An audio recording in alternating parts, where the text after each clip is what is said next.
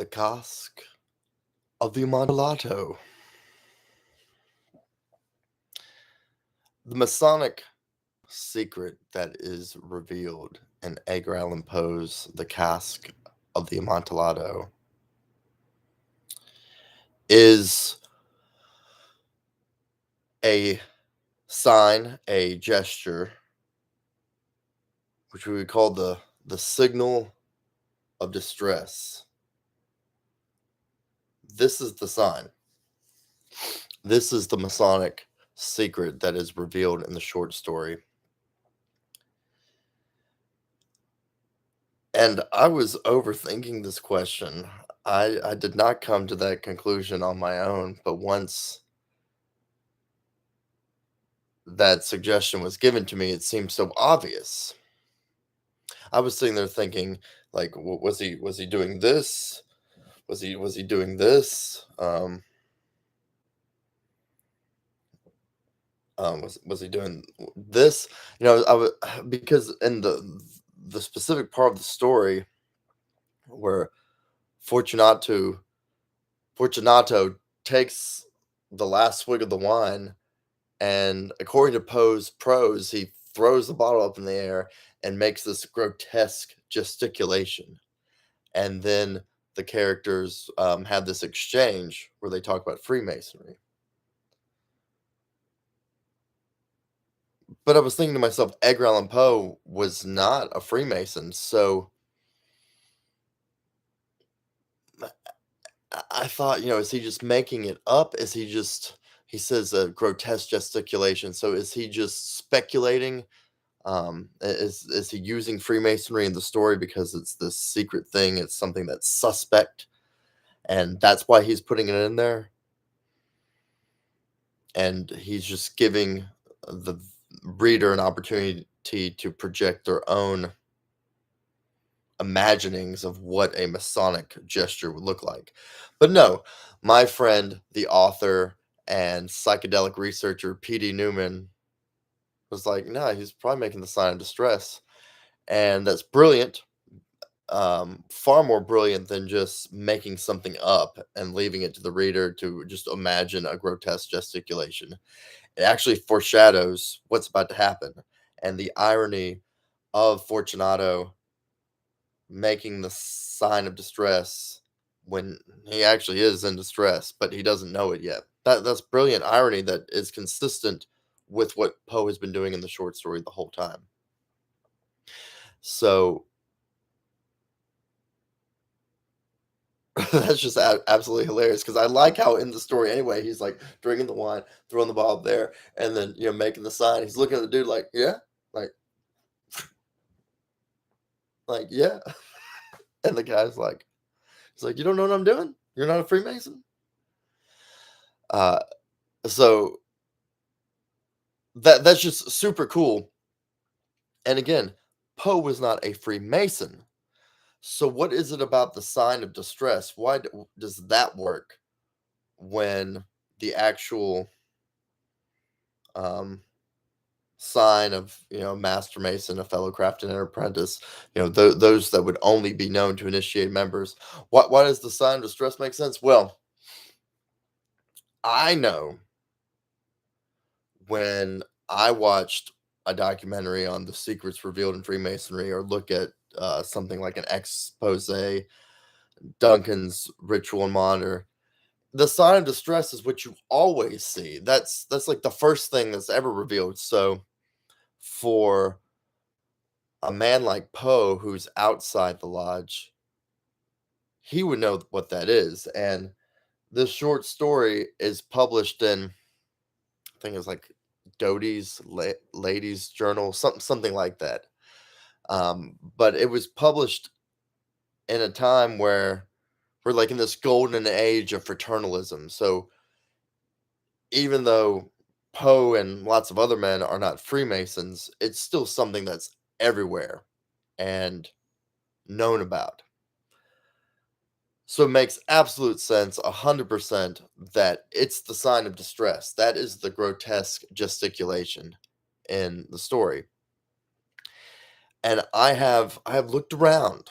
I have not seen anybody else talk about this. If you look up Masonry and the Cask of Amontillado, all you're gonna see is people just mentioning the reference to Freemasonry in the story, but anyone who reads the story knows that there's a reference to Freemasonry in here. So as far as I know, this is the first time ever that this has been disclosed. The Cask of the Amontillado is a story about perfect revenge. Now, this was a story trope that I wasn't familiar with. Now, I know about revenge stories.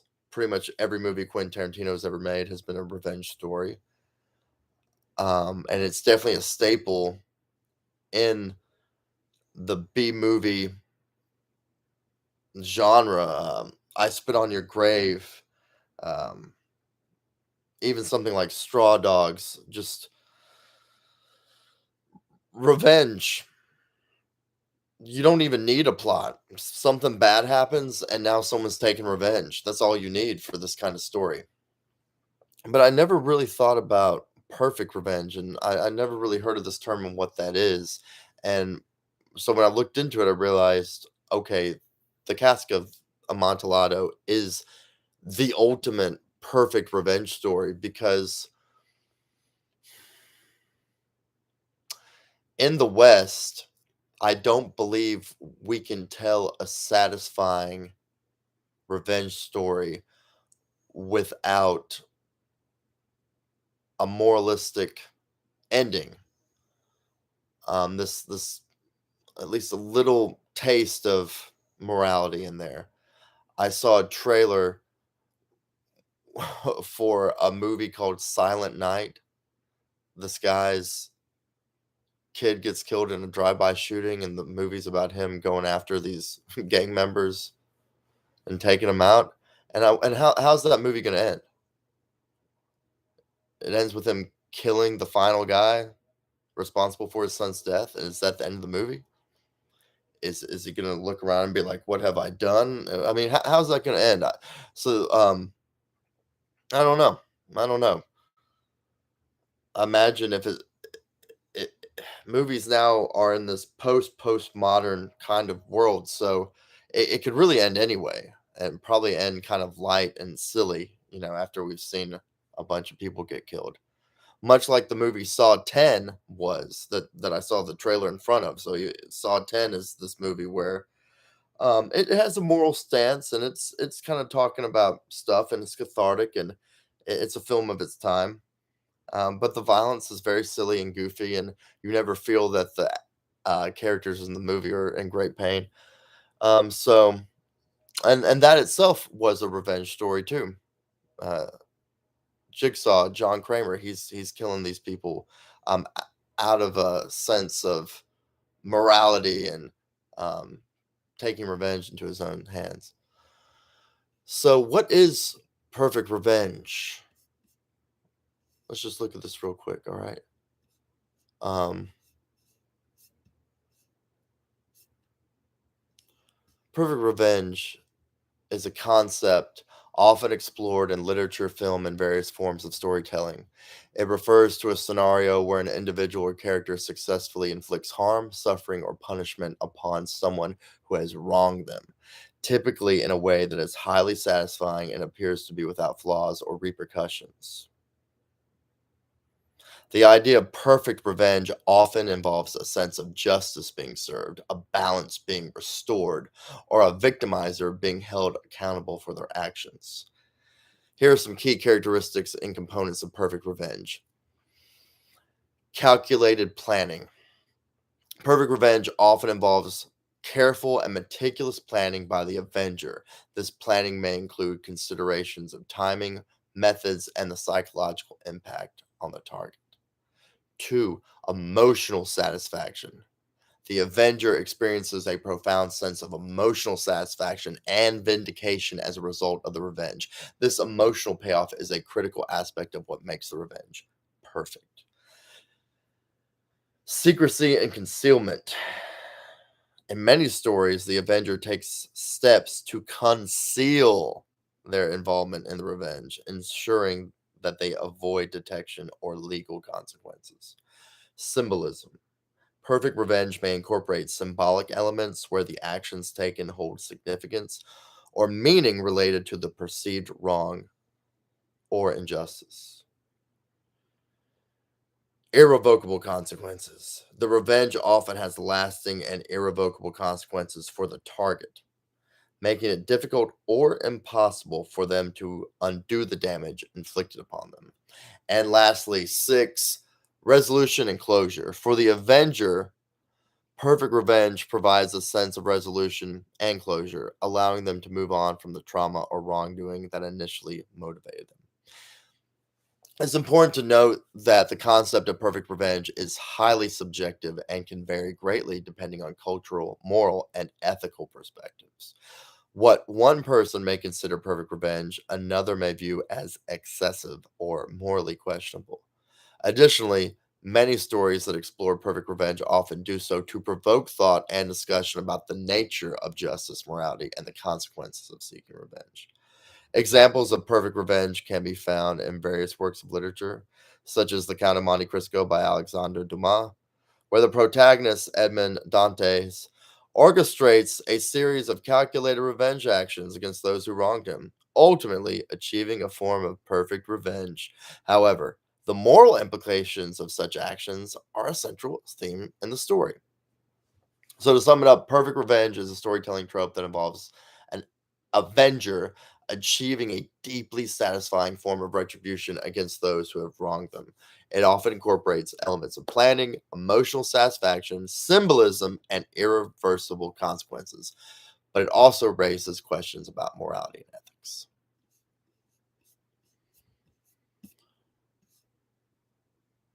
So Poe is just a master of using symbolism and incorporating the zeitgeist. That's something so cool about literature and film art. You can really get a taste of the spirit of the age that the work came out of. Um, so the Cask of the Amontillado is about two men, and our our protagonist, the one telling us the story, he's been insulted one too many times by um, a colleague, and he's going to inflict harm and ultimately death on this guy, and he's literally going to conceal the dude. It's too brilliant. It really is. I mean, it reads like it just fell out of Edgar Allan Poe's brain, but it goes together so well. The more you analyze the story, the more you realize there's nothing off the cuff about it. So our thesis here is in the Cask of Amontillado, Edgar Allan Poe masterfully depicts a revenge that is perfect through the use of irony, symbolism, and psychological tension. So, irony in the Cask of Amontillado. There's verbal irony that's used by the characters. So, what is verbal irony? It's a figure of speech in which a speaker says something but means the opposite. It involves the use of words to convey a meaning that is different from what is actually said. Verbal irony is often employed to create humor, emphasize a point, or convey sarcasm. There are several forms of verbal irony. So you have sarcasm. This is perhaps the most common form of verbal irony. And sarcasm, the speaker says something with the intention of mocking or ridiculing someone or something. For example, if someone makes a mistake and you say, "Oh, great job," in a sarcastic tone, you're using verbal irony to convey that they did a terrible job. There's also overstatement, hyperbole. In this form of verbal irony, the speaker exaggerates or overstates something for effect. For instance, if you see a very messy room and exclaim, "This place is a disaster area," you're using hyperbole to emphasize the untidiness of the room. You also have understatement. So this is the opposite of hyperbole. In understatement, the speaker downplays or minimizes something for effect. For example, if you witness a major catastrophe like a hurricane and casually remark, "A bit windy today," you're using understatement to highlight the severity of the situation indirectly. dramatic irony. So this occurs in literature and drama when the audience knows something that the characters do not. It often creates tension and suspense. For example, in a horror movie, when the audience sees the killer hiding in a closet, but the character opens the closet door unaware, that's dramatic irony. And lastly, we've got verbal paradox. This involves a statement that seems contradictory or impossible, but is used to highlight a deeper truth or create a rhetorical effect. For instance, if someone says, I can resist anything except temptation, it's a paradoxical statement that emphasizes the human struggle with temptation. Verbal irony relies on context, tone, and the speaker's intent to convey its meaning. It can add layers of complexity and depth to language, as it often requires the listener or reader to interpret the intended meaning based on the situation and the speaker's cues, making it a powerful tool in both literature and everyday communication. So you're probably using all these throughout the day if you're a witty mofo like myself, and you may have just not even known what this stuff is called. But once you put a label on it and you put it in this box, then you can kind of start to see how it operates.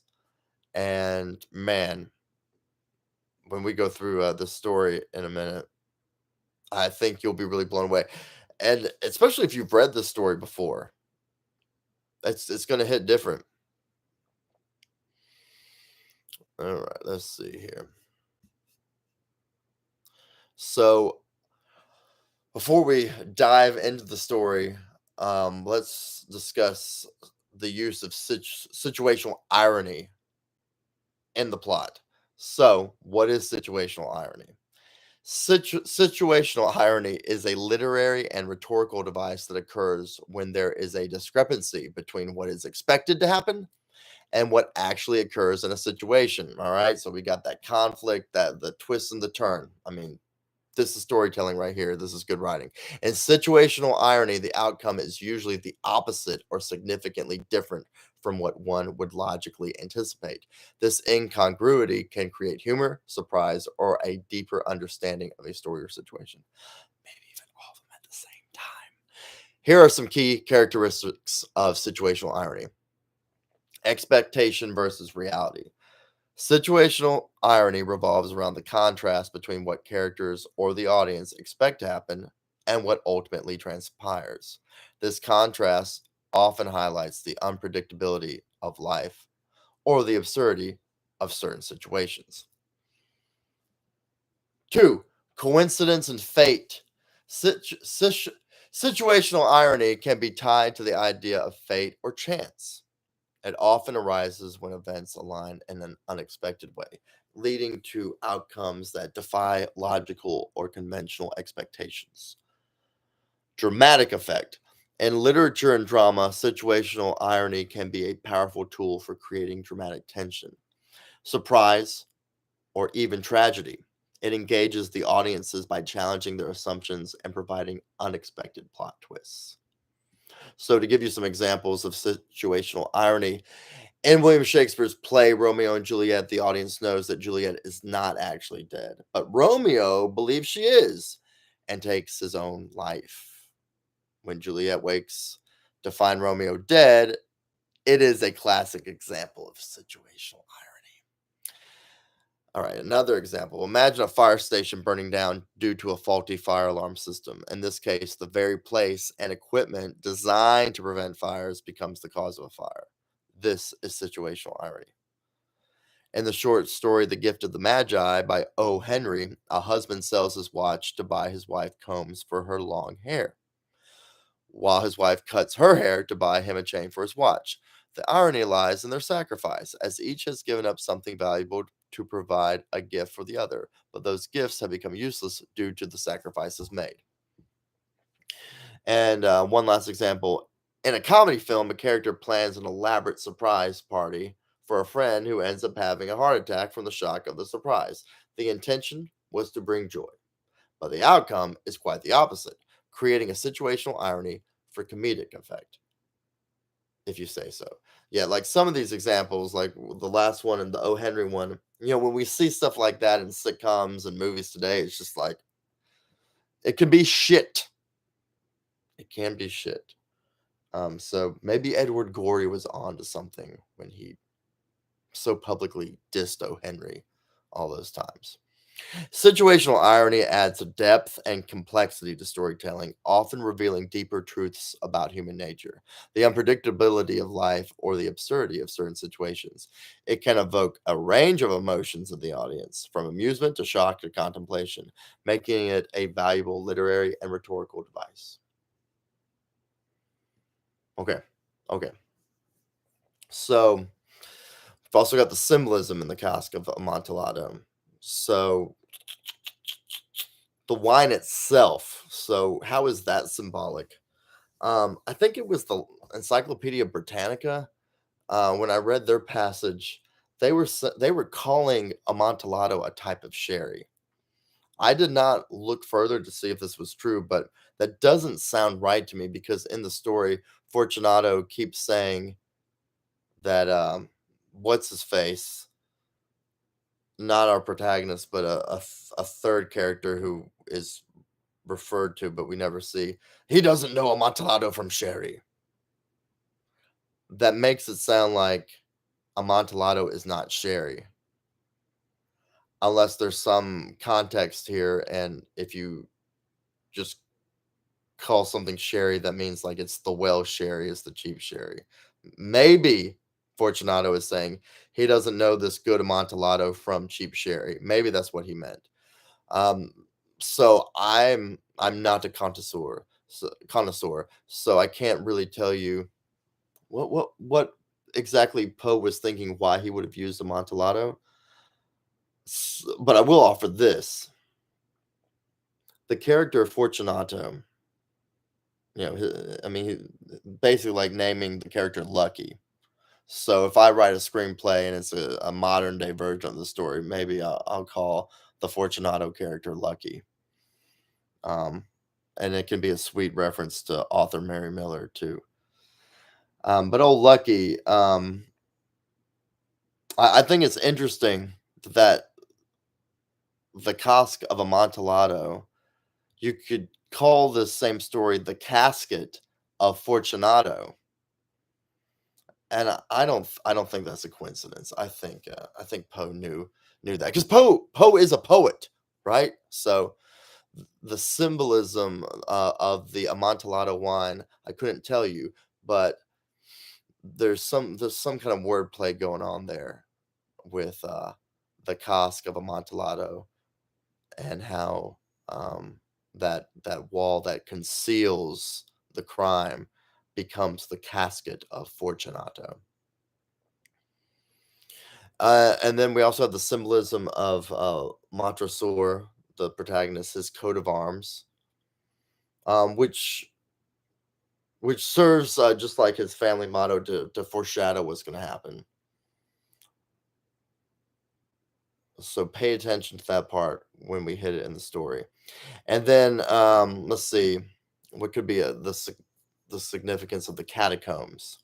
Well, they're going down to the underworld. They're going beneath the earth, and we're in Italy, so that just evokes Rome. And despite what archaeologists 100 years ago want us to think, the Greeks and the Italians, they still had a belief in chthonic spirits well into and during the reign of Christianity. So um, yeah, don't be fooled. This is still like that. Not only are they descending into the underworld, but also descending into the basis of man. Like how primal can he get? Is he really gonna kill this dude? Um, to survive, this rat race. It's creepy. Where do we put our secrets? Do we put them up in the attic or do we put them down in the basement? Um, I think we put them down in the basement. Attics are really creepy, and I guess you would have had attics 100 years ago, but the symbolism just doesn't work the same. You got to go down. All right. Psychological tension. We haven't talked enough about this. Um, so the psychological manipulation going on Montresor is feeding Fortunato's ego this whole time. This is how he gets him. This is how he gets Fortunato of his own free will and accord to descend to his death. Uh,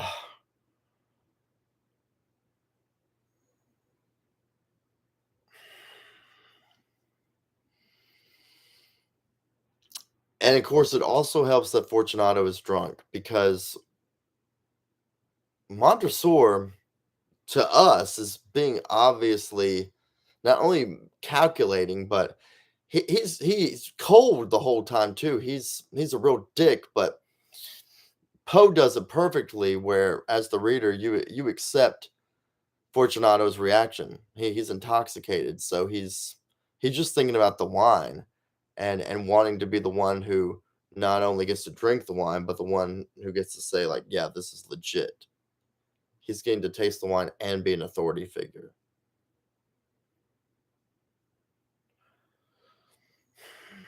And the psychological effect on Fortunato as he descends into the catacombs, he's drunk and having a good time, but he gets sicker and he just something's wrong, but and we can see it, but by the time he realizes something's wrong, it's too late. So the perfection of Montresor's revenge.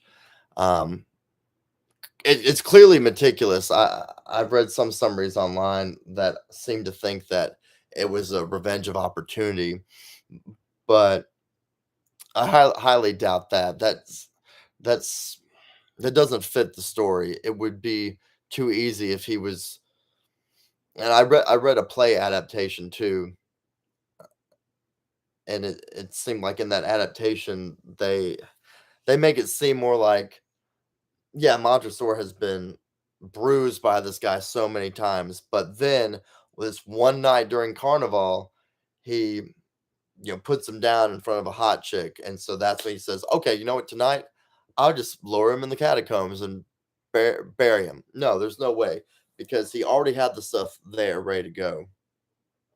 Um, and the whole idea of it being Carnival, so he's um, Fortunato's going to be drunk and they're all masked. I don't see enough people talking about this and the analysis and discussion of the story. It's not just that it's Carnival and he's drunk, Fortunato. It's that everyone's wearing masks. And not only are they wearing masks, you're supposed to be anonymous. Um, Montresor was probably walking around cloak and mask and nobody knew who he was. Fortunato is a drunken buffoon, so it's easy to find him.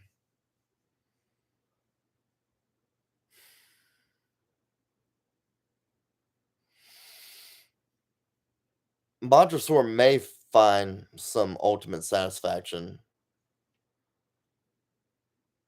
but when I read the story, I could read it either way. It ends with him. It ends with Fortunato screaming out, crying out, screaming, and Montresor returning the scream. And when I read that again recently, it made me think of the Silence of the Lambs, where Buffalo Bill is looking down into the hole, and um, the governor's daughter is screaming up to him, and he mockingly screams back. The first time I reread the story, I read it that way. But as I was thinking more about the poison, of revenge, or just even taking a life, how that poisons you, potentially. I wondered, was he screaming back mockingly, or was Montresor screaming back into that darkness out of like, oh my God, what have I done? I've got to live with this now. So there's the ultimate satisfaction of his revenge being pulled off. Um, but Montresor will soon die himself, and when he dies, he'll be buried down there with all of his ancestors and Fortunato. So the consequences of those actions are Fortunato is going to have a terrible death where he just, starves to death and goes insane. Um, Probably die of thirst. I don't know. I've never gone without drinking or eating, so I don't have. Thank God I couldn't tell you. People can die from not eating or not drinking. But I'm sure if you locked me up down there, I would go insane and die probably before I just dying from neglect. Um, but yeah, I want to say the story also implies that there's going to be a psychological toll on Montresor. So from the reader's perspective, it engages the reader's empathy and complicit. You're He makes you complicit. The same way when a director gives you a shot from the killer's point of view, like the opening of Halloween, or any Giallo,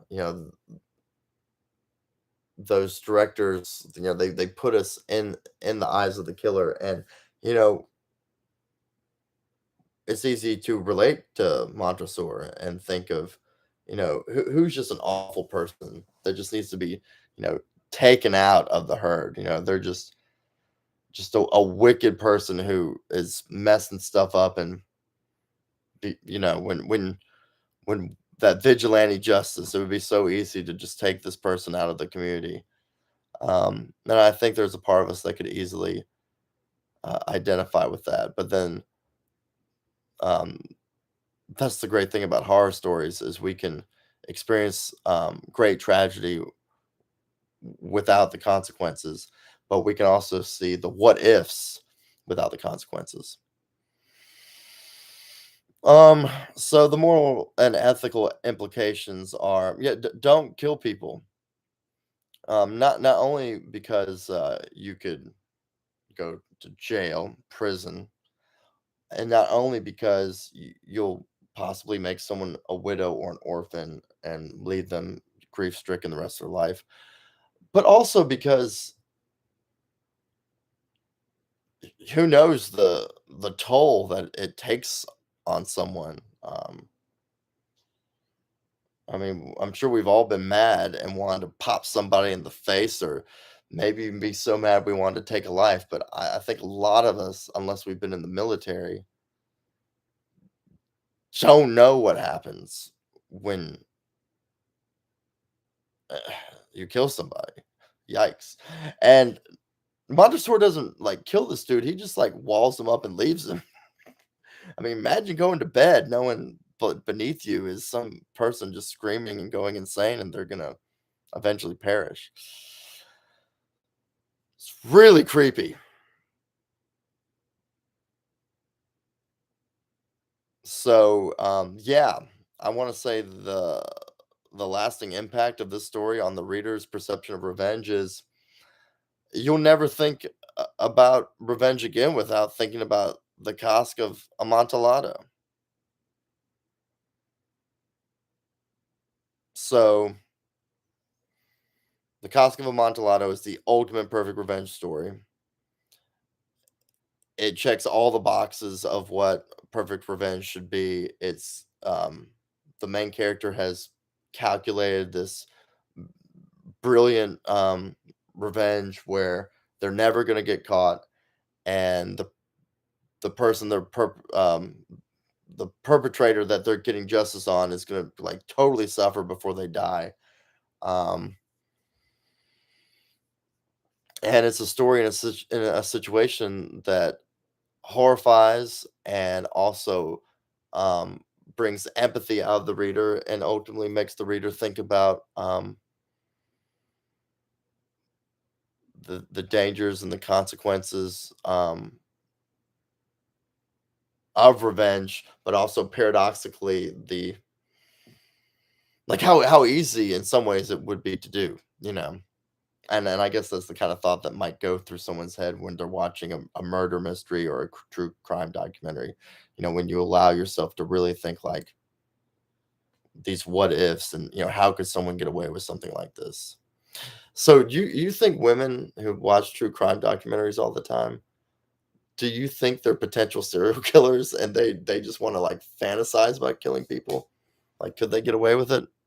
Or is it just more about watching a true crime story 'cause so you get catharsis and you feel a little bit better about your own problems?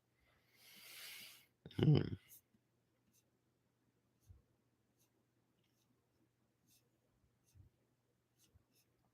Um, so before I read the story to you, I just want to re-emphasize those points, that I just gave you. But let's look at the story a little closer, and then I'm actually gonna read you the story before we end tonight's show. In Edgar Allan Poe's short story, The Cask of Amontillado, the concept of perfect revenge is portrayed through the character of Montresor, who meticulously plans and executes a revenge plot against his perceived enemy, Fortunato. This portrayal of revenge as perfect is achieved through several key elements in the story. So we have meticulous planning. Montresor's revenge is characterized by his careful and methodical planning. He chooses the perfect setting, the carnival season, when Fortunato is intoxicated and vulnerable. Montresor lures Fortunato into the catacombs under the pretext of tasting a rare wine, Amontillado, knowing that Fortunato's pride in his wine expertise will make him an easy target. Deception and manipulation. Montresor uses deception to lead Fortunato deeper into the catacombs, exploiting Fortunato's vanity and ego. He manipulates Fortunato's desire to prove his wine connoisseurship and his curiosity to see the Amontillado casks. Symbolism.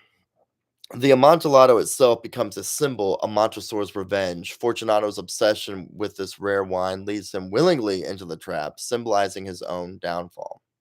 Montresor's choice of the wine as the bait illustrates the symbolic perfection of his revenge. Psychological torture. Montresor doesn't resort to physical violence initially. Instead, he psychologically torments Fortunato by making him doubt his own judgment and by constantly mentioning the Masons, a secret society to which both men supposedly belong, but maybe not.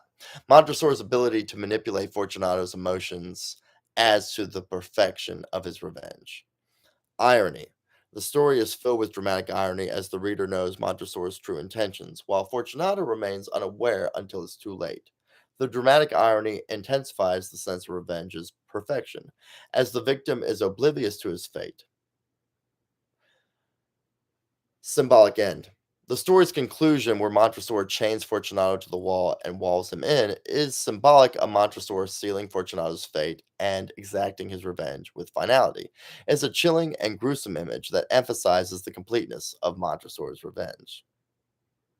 Lack of consequences. The story ends with Montresor having successfully enacted his revenge without facing any immediate consequences. Fortunato's disappearance remains a mystery, suggesting that Montresor has escaped justice, at least in the short term. In The Cask of Amontillado, Edgar Allan Poe portrays the perfect revenge as a carefully orchestrated plan executed with precision, cunning, and a focus on psychological torment, rather than immediate physical harm. The story's ironic and symbolic elements contribute to the overall sense of Montresor achieving his revenge with a disturbing sense of satisfaction. However, it also raises moral and ethical questions about the nature of revenge and the consequences of such actions. So, yes, when you're reading about the story and the Masonic aspects, it seems like the literati who, aren't Freemasons think that both men are Masons. I don't think that's the case though. So before I read the story to you, I'm going to give you one last piece of information, and then you'll hear this story either for the first time ever, or you'll hear the story for the first time with all this context that I've given you, not only on the literary device of Perfect Revenge, but what we all came here for, Masonic secrets. I don't think that Montresor is a Freemason. I think that final insult that Fortunato gave Montresor, I think that final insult was He blackballed Montresor. Now, there's no way to know this because a Masonic ballot is secret. But this is how Freemasonry works. You have to ask to be a Freemason. No one invites you. A lot of people who aren't Freemasons think it's the opposite. They think you have to be invited. No, not at all. In fact, it's forbidden to invite a man. It has to be of his own free will and accord. It has to be fate. This man has to just decide on his own, not even knowing what Freemasonry really is, to just be like, I want to know what it is. How do I get in? I want to be one. That's how you become a Freemason. You find a man who's a Freemason and you tell him you want to join. Then that man will get another dude and they'll get you basically like a petition to join, and those two men will sign it. Then at the next stated business meeting of the lodge will vote to put an investigative committee together. So the worshipful master, the man sitting in the east, the master of that lodge, he'll form an investigating committee, and that committee made of 3 men will interview you, get to know you, find out why you want to be a Mason. Then at the next state of business meeting, they will give their report. And if they say, yeah, I think this dude would make a good Freemason, then they'll do the Masonic ballot, which again is totally confidential. If I were to say, Montresor, I'm telling y'all right now, I'm going to blackball him, you get in big trouble for that. You're not supposed to say how you're going to vote. Why is it called blackball? So the ballot is a box, and they put it in the center of the room on the altar, and one at a time, a man goes up to cast his ballot. And when you open up the box, you have white squares and black balls. No one can see what you're doing, but you're picking up one and you're putting it in the other side of the box. And when everyone's done, white means yes, black means no. So when everything's done, who is it? Is it the senior warden? Senior deacon? It's the senior deacon. Senior deacon or junior deacon. He takes the ballot box up to the master, and that's when he opens it and he sees, he's either going to see all white or he's going to see, you might see one black ball in there. But all it takes is one black ball, right? So my theory is this Fortunato was a real pain in Montresor's ass. They're both aristocrats, but there's just something about Montresor that Fortunato just doesn't think he's good enough. So the very fact that he uses masonry, Montresor uses masonry to conceal and trap Fortunato, where he'll eventually die. Yeah, I think the final insult for Montresor was Fortunato blackballed him. And that's why that Freemasonry reference is in there. He's like, this dude made it to where, like, now I can never be a Freemason.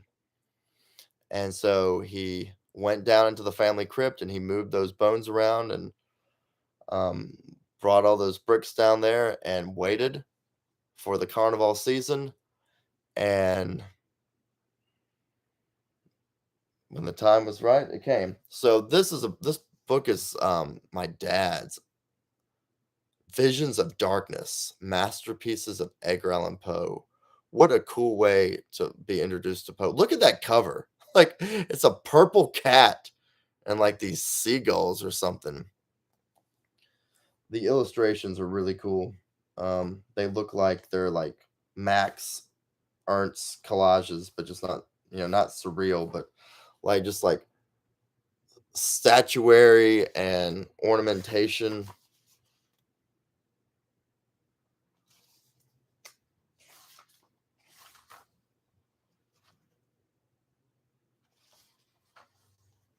I guess maybe my dad like read me and my sister The Raven or something.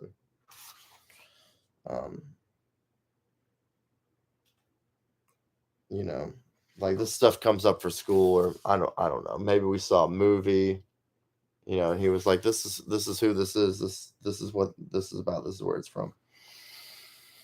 So that imprint runs deep, y'all.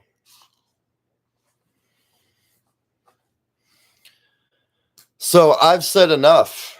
I'm going to read the short story to you, and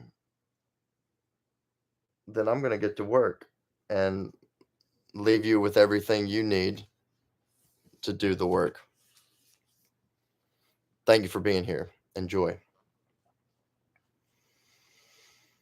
The Cask of Amontillado. The 1,000 injuries of Fortunato I had borne as I best could, but when he ventured upon insult, I vowed revenge. You, who so well know the nature of my soul, will not suppose, however, that I gave utterance to a threat. At length I would be avenged. This was a point definitely settled, but the very definiteness with which it was resolved precluded the idea of risk. I must not only punish, but punish with impunity. A wrong is unredressed when retribution overtakes its redresser. It is equally unredressed when the avenger fails to make himself felt as such to him who has done the wrong. It must be understood that neither by word nor deed had I given Fortunato cause to doubt my goodwill. I continued, as was my wont, to smile in his face, and he did not perceive that my smile now was at the thought of his immolation. He had a weak point, this Fortunato, although in other regards he was a man to be respected and even feared. He prided himself on his connoisseurship in wine. Few Italians have the true virtuoso spirit. For the most part, their enthusiasm is adopted to suit the time and opportunity, to practice imposture upon the British and Austrian millionaires. In painting and gemmery, Fortunato, like his countrymen, was a quack, but in the matter of old wines, he was sincere. In this respect, I did not differ from him materially. I was skillful in the Italian vintages myself, and bought largely whenever I could. It was about dusk, one evening during the supreme madness of the Carnival season, that I encountered my friend. He accosted me with excessive warmth, for he had been drinking much. The man wore motley. He had on a tight-fitting, party-striped dress, and his head was surmounted by the conical cap and bells. I was so pleased to see him that I thought I should never have done wringing his hand. I said to him, "My dear Fortunato, you are luckily met. How remarkably well you are looking today. But I have received a pipe of what passes for Amontillado, and I have my doubts." "How?" said he. "Amontillado? A pipe? Impossible. And in the middle of the Carnival?" "I have my doubts," I replied, "and I was silly enough to pay the full Amontillado price without consulting you in the matter. You were not to be found, and I was fearful of losing a bargain." "Amontillado?" "I have my doubts." "Amontillado!" "And I must satisfy them." "Amontillado!" "As you are engaged, I am on my way to Lucchesi. If anyone has a critical turn, it is he. He will tell me, 'Lucchesi cannot tell Amontillado from sherry.' And yet some fools will have it that his taste is a match for your own. Come, let us go." "Whither?" "To your vaults." "My friend, no. I will not impose upon your good nature. I perceive you have an engagement."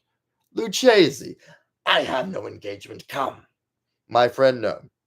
It is not the engagement, but the severe cold with which I perceive you are afflicted. The vaults are insufferably damp. They are encrusted with nitre." "Let us go, nevertheless. The cold is merely nothing. Amontillado! You have been imposed upon. And as for Lucchesi, he cannot distinguish sherry from Amontillado."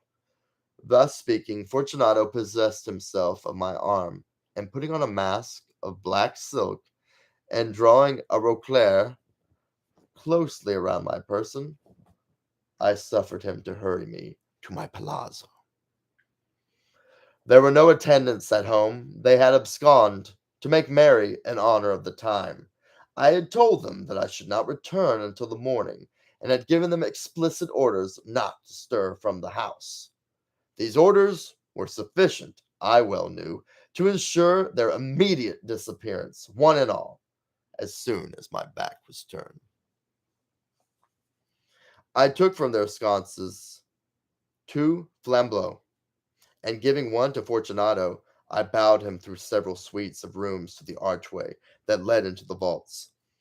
I passed down a long and winding staircase, requesting him to be cautious as he followed. We came at length to the foot of the descent and stood together on the damp ground of the catacombs of the Montresors. The gait of my friend was unsteady, and the bells upon his cap jingled as he strode. "The pipe," said he. "It is farther on," said I. "But observe the white webwork which gleams from these cavern walls." He turned towards me and looked into my eyes with 2 filmy orbs that distilled the rheum of intoxication. "Nitre?" he asked at length. "Nitre," I replied. "How long have you had that cough?" My poor friend found it impossible to reply for many minutes. "It is nothing," he said at last. "Come," I said with decision, "we will go back. Your health is precious. You are rich, respected, admired, beloved. You are happy, as once I was. You are a man to be missed. For me it is no matter. We will go back. You will be ill, and I cannot be responsible. Besides, there is Lucchese." "Enough," he said. "The cough is a mere nothing. It will not kill me. I shall not die of a cough." "True, true," I replied. And indeed, I had no intention of alarming you unnecessarily, but you should use all proper caution. A draught of this Medoc will defend us from the damps." Here I knocked off the neck of a bottle, which I drew from a long row of its fellows that lay upon the mould. "Drink," I said, presenting him the wine. He raised it to his lips with a jeer. He paused and nodded to me familiarly, while his bells jingled. "I drink," he said, "to the buried that repose around us." "And I, to your long life." He again took my arm, and we proceeded. "These vaults," he said, "are extensive." "The Montresors," I replied, "were a great and numerous family." "I forget your arms." "A huge human foot d'or in a field azure."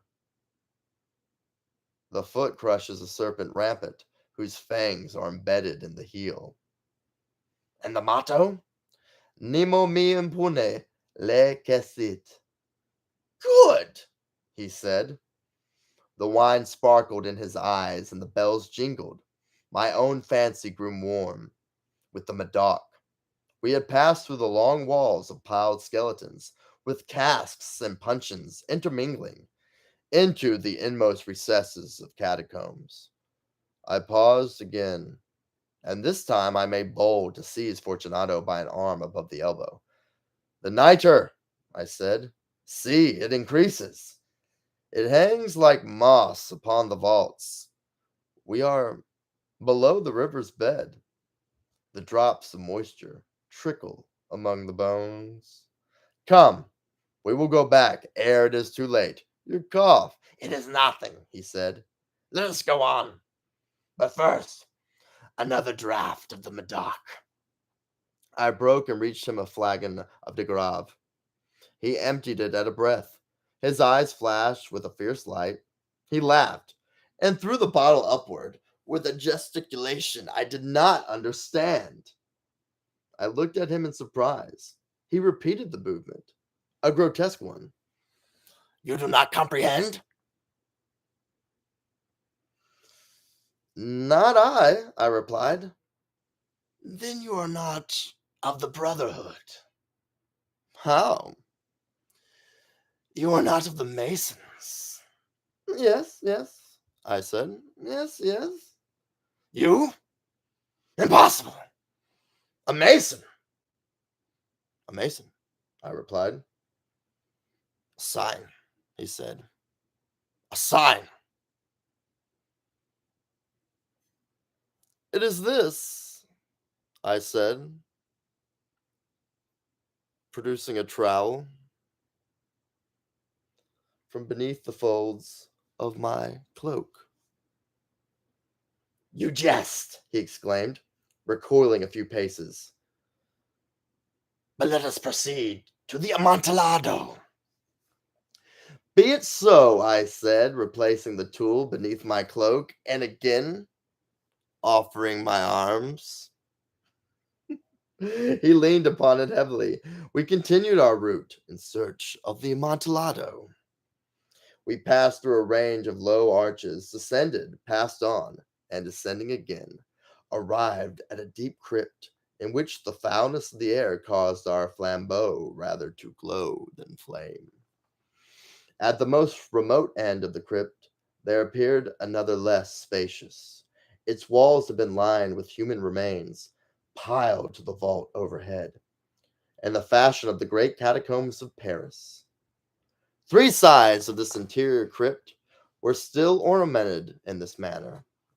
From the fourth side, the bones had been thrown down and lay promiscuously upon the earth, forming at one point a mound of some size.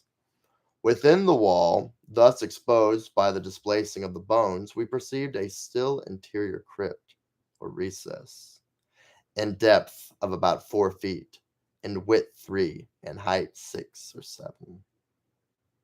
It seemed to have been constructed for no especial use within itself, but formed merely the interval between two of the colossal supports of the roof of the catacombs, and was backed by one of their circumscribing walls of solid granite. It was in vain that Fortunato, uplifting his dull torch, endeavored to pry into the depth of the recess. Its termination, the feeble light, did not enable us to see. Proceed, I said. Herein is the Amontillado. As for Lucchese, he is an ignoramus, interrupted my friend as he stepped unsteadily forward, while I followed immediately at his heels. In an instant he had reached the extremity of the niche, and finding his progress arrested by the rock, stood stupidly bewildered. A moment more, and I had fettered him to the granite. In its surface were two iron staples, distant from each other about 2 feet, horizontally. From one of these depended a short chain, from the other a padlock. Throwing the links about his waist, it was but the work of a few seconds to secure it. He was too much astounded to resist. Withdrawing the key, I stepped back from the recess. Pass your hand, I said. Over the wall. You cannot help feeling the niter. Indeed, it is very damp. Once more, let me implore you to return. No? Then I must positively leave you. But I must first render you all the little attentions in my power. The Amontillado! Ejaculated my friend, not yet recovered from his astonishment. True, I replied. The Amontillado! As I said these words, I buried myself among the pile of bones. I busied myself among the pile of bones, of which I had spoken before.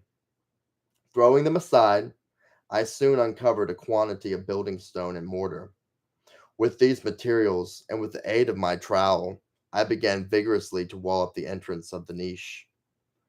I had scarcely laid the first tier of the masonry when I discovered that the intoxication of Fortunato had in a great measure worn off. The earliest indication I had of this was a low moaning cry from the depth of the recess. It was not the cry of a drunken man. There was then a long and obstinate silence. I laid the second tier, and the third, and the fourth, and then I heard the furious vibrations of the chain. The noise lasted for several minutes, during which, that I might hearken to it with the more satisfaction, I ceased my labors and sat down upon the bones. When at last the clanking subsided, I resumed the trowel and finished without interruption the fifth, the sixth, and the seventh tier. The wall was now nearly level upon my breast. I again paused, and holding the flambeau over the mason work, threw a few feeble rays upon the figure within. A succession of loud and shrill screams, bursting suddenly from the throat of the chained form, seemed to thrust me violently back. For a brief moment I hesitated, I trembled. Unsheathing my rapier, I began to grope with it about the recess, but the thought of an instant reassured me. I placed upon the solid fabric of the catacombs and felt satisfied. I reapproached the wall. I replied to the yells of him who clamored. I re-echoed. I aided. I surpassed them in volume and in strength. I did this, and the clamor grew still. It was now midnight, and my task was drawing to a close. I had completed the 8th, the 9th, and the 10th tier. I had finished a portion of the last and the 11th. There remained but a single stone to be fitted and plastered in. I struggled with its weight. I placed it partially in its destined position. But now there came from out of the niche a low laugh that erected the hairs upon my head. It was succeeded by a sad voice which I had difficulty in recognizing as that of the noble Fortunato. The voice said, "A very good joke indeed, an excellent jest. We shall have many a rich laugh about it at the palazzo over our wine." "The Amontillado," I said. "Yes, the Amontillado, but it's not getting late. Will they not be awaiting us at the palazzo, the lady, Fortunato, and the rest? Let us be gone." "Yes," I said, "let us be gone." "For the love of God, Montresor!" "Yes," I said, "for the love of God." But to these words I hearkened in vain for a reply. I grew impatient. I called aloud, "Fortunato!" No answer. I called again, "Fortunato!" No answer still. I thrust the torch through the remaining aperture and let it fall within. There came forth in return only a jingling of the bells. My heart grew sick. It was the dampness of the catacombs that made it so. I hastened to make an end of my labor. I forced the last stone into its position. I plastered it up. Against the new masonry, I re-erected the old rampart of bones. For the half of a century, no mortal has disturbed them. In pace, requiescent.